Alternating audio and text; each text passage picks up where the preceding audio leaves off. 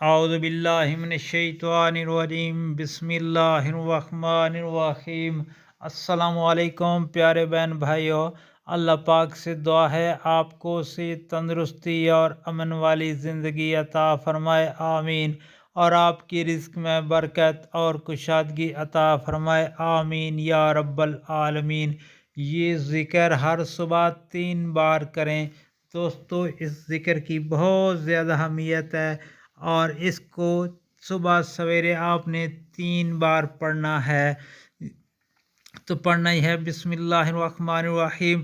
حضرت جویریہ رضی اللہ تعالی عنہ سے روایت کی کہ نبی صلی اللہ علیہ وآلہ وسلم صبح کی نماز پڑھنے کے بعد صبح سویرے ان کے ہاں سے باہر تشریف لے گئی۔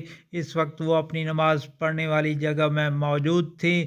پھر دن چڑھنے کے بعد آپ صلی اللہ علیہ وآلہ وسلم ان کے پاس واپس تشریف لائے تو اسی طرح بیٹھی ہوئی تھیں۔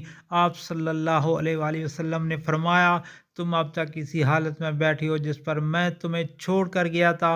انہوں نے عرض کی، جی ہاں۔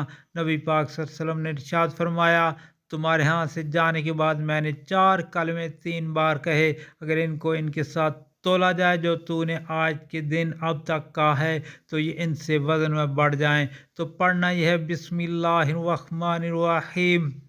سبحان اللہ و بحمدہ عدد خلقہ و رضا نفسہ و زینت عرشہ و مداد کلماتہ۔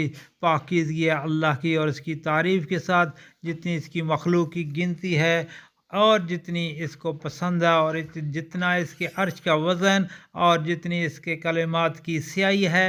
دوستو صحیح مسلم کی حدیث شریف ہے، اور اللہ پاک سے دعا ہے نبی پاک صلی اللہ علیہ وسلم کے فرمان کو پڑھنے کی توفیق عطا فرمائے۔ اور آپ سے میری پرسنلی گزارش ریکویسٹ ہے کہ نبی پاک صلی اللہ علیہ وسلم کے اس فرمان کو آگے دوستوں، گھر والوں اور عزیز و اقارب میں لازمی شیئر کریں تاکہ ہر کسی کا بھلا ہو۔